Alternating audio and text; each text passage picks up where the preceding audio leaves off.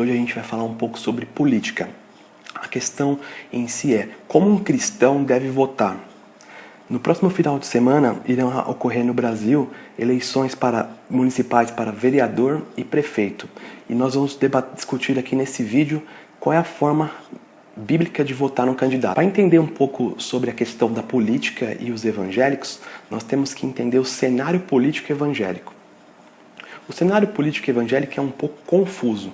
De um lado tem pessoas que dizem que a política e a religião não devem se misturar, e do outro lado tem lideranças gospel que acabam usando o voto de cajado. Eles dizem como que o membro deve votar e o membro vota no candidato que o líder diz. Inclusive eu congreguei numa igreja, Assembleia de Deus, pode falar que é do Brás, onde nas eleições municipais o pastor disse que nós teríamos que votar segundo o que a liderança propunha. Inclusive muita gente acabou votando nisso. Isso não é o ideal. Esses dois grupos eles estão totalmente errados. Que na verdade o ideal que um cristão deve fazer é filtrar de forma bíblica o partido e o candidato e votar só em candidatos que têm uma visão de mundo bíblica. A base bíblica para você fazer isso está em 2 Timóteo 3, verso 16 e 17, que diz assim: Toda a Escritura é divinamente inspirada e proveitosa para ensinar, para redigir, para corrigir, para instruir em justiça, para que o homem de Deus seja perfeito e perfeitamente instruído a toda boa obra. A Escritura ela é o único pressuposto justo e absoluto que nós temos para nortear toda a realidade. Ou seja, nós temos que nortear a educação com a Escritura, temos que nortear a economia com a Escritura, temos que nortear inclusive a política. Então, quando você for votar, use a Escritura para filtrar as atitudes e as ideologias do partido e do candidato. Vamos usar 3 pontos para tentar analisar os partidos e os candidatos. O primeiro ponto é você precisa conhecer muito bem o candidato e o partido. Inclusive, nessas eleições de vereador e prefeito, fica muito mais fácil de você chegar perto do vereador e do prefeito, diferente das eleições para presidente ou deputado. Então, você tem que tentar primeiro ter um contato com o candidato que você vai votar, conhecer a vida desse candidato, saber a história dele.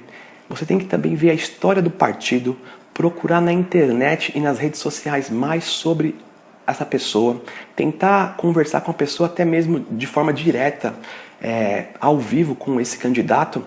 Só assim você vai conseguir filtrar as propostas dele através da Bíblia, inclusive as propostas que o partido, porque no Brasil quem norteia a política são os partidos, eles acabam opinando muito em relação às ideias do candidato.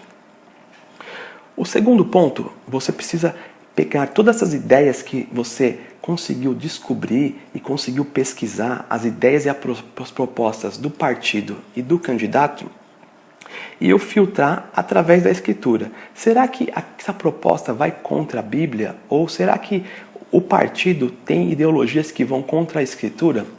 Um bom exemplo disso é uma das candidatas a prefeita de São Paulo. Ela diz que vai criar creches para crianças de 0 a 10 anos de idade. Mas quando ela era senadora, ela defendia o aborto.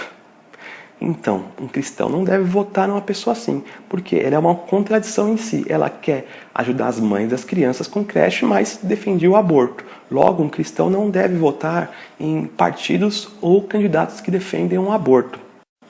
Um texto bíblico que proíbe a questão do aborto é em Êxodo 21, o verso 22 ao 25. Se você puder ler, e também dá uma lida em Salmo 139, o verso 16, que diz que até nas primeiras semanas de vida o feto já é observado por Deus e o feto já é uma dádiva de Deus para a mãe. Logo, o aborto não é algo permitido segundo a Escritura. Então, partidos e candidatos que defendem o aborto devem ser rejeitados nessa eleição.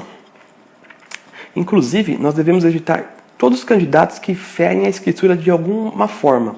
Ou seja, candidatos que defendem o casamento homossexual, defendem a igualdade de gênero, candidatos que têm pautas feministas ou pautas de LGBT, Até mesmo candidatos que defendem o aumento de impostos e taxas devem ser rejeitados, porque a Escritura fala em Provérbios 29, verso 4, que quando o imposto é muito alto, o povo acaba padecendo. O terceiro ponto é você analisar se o candidato ou o partido é envolvido em corrupção.